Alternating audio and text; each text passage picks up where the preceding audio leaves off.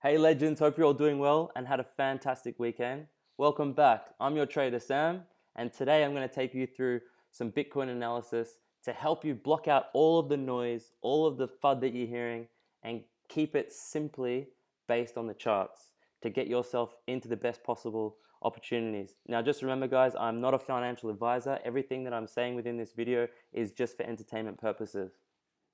Let's crack on. So, looking at higher time frames, guys, I just want you to grasp the fact that we are simply in a sideways market, and we have been since approximately March 13th, when we broke out of the last lower high from the bear market at approximately $25,200. Now, since then, it has been a sideways market, albeit the range has been quite deep. The range has been about 15-16%, and it has been sideways though. There's no denying that. We failed to break out of the highs here at 31,000, and we've failed to break the lows. There is a lot of news out there, a lot of FUD, a lot of fear tactics happening. A lot of different analysts are calling for much lower prices.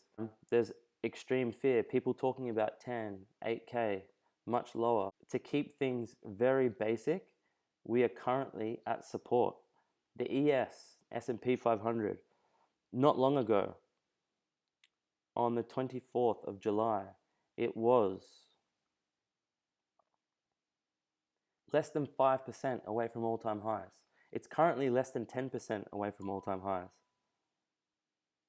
And you're going to tell me that all of this extreme fear is warranted?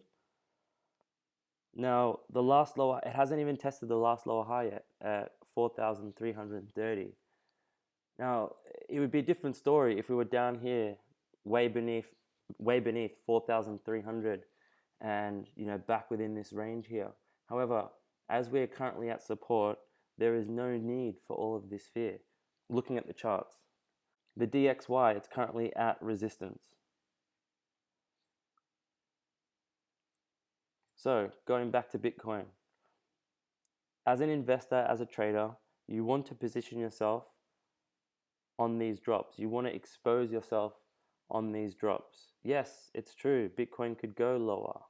I'm not saying go all in, but I am saying if you are looking to invest, if you're someone who's looking to invest, to swing trade, these are the kind of zones where you want to be exposing yourself to the market.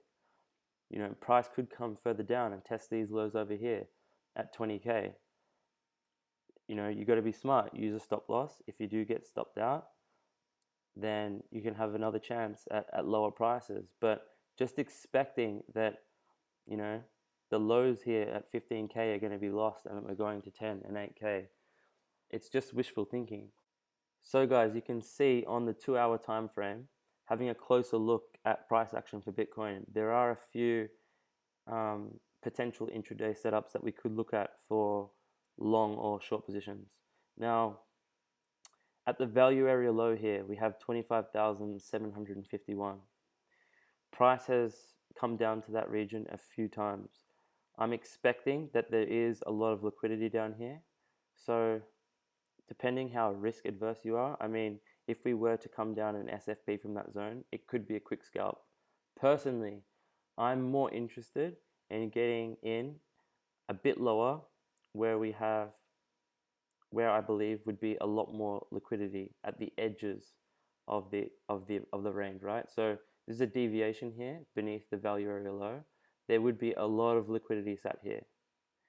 There would be absolutely tons of liquidity sat beneath here as well. So really though, we take it level to level. So coming down here to 25,751, it would be an acceptable long if we start to see a bullish reaction there, i.e. a failed auction or swing failure pattern, some consolidation there with bullish CVD divergences. Beneath that, 25,577, it would be 3 touches of that level, which could be a potentially bullish setup. Yeah, coming down to the low here at 25,271. Basically, all of these levels here are all acceptable longs, and above us, they would be all acceptable shorts as well.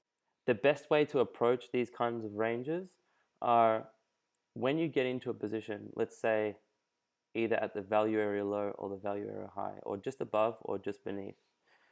You want to be taking profits aggressively at the point of control and then at the value area high, and vice versa. Point of control on the way down, value area low. You want to keep a part of your position open just in case the move goes further. But as you can see, most of the time, you end up either taking profits or getting stopped out. So by default, the smartest thing to do within any range is just to trade the range until it breaks.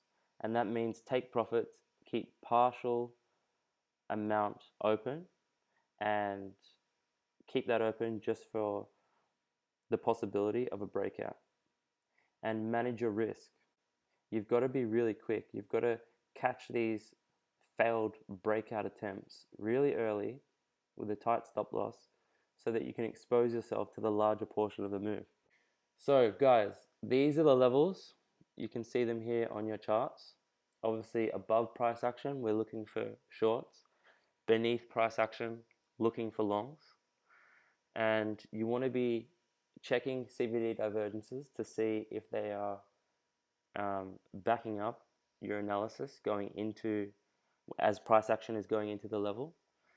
And you want to be fast. You want to be extremely quick. If you miss the opportunity, don't worry, there's plenty more opportunities. Thanks for tuning in, guys. I'll see you again on the next one. Ciao.